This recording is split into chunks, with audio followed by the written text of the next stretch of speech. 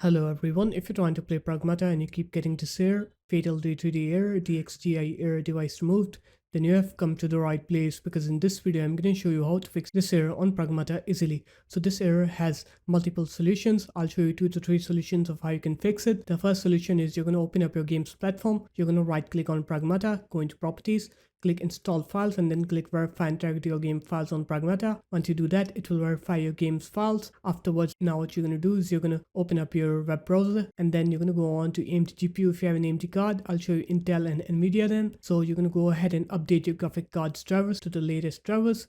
So just come here, click graphics, click Radeon RX, select your graphic card series and then model, click submit, click your operating system, click download on the latest AMD Adrenalin software. After that, you're going to go on to intel.com. You're going to click on to support, download center, and then graphics. And then you're going to search for your graphics card here. You're going to download the latest graphics card drivers. Once you're done with that, now you're going to go on to nvidia.com, click drivers. You're going to fill in this manual driver search form here. Select your graphics card and your Windows, click find.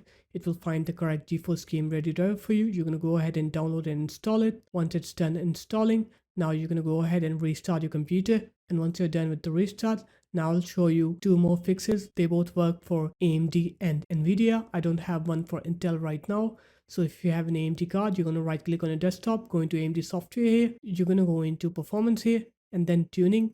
And then you're going to make sure this tuning is set to default here. So set automatic tuning to default.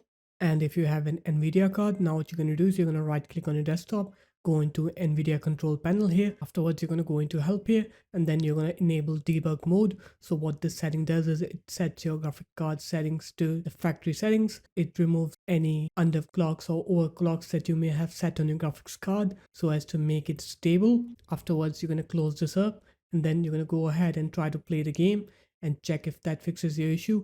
If it does, then good.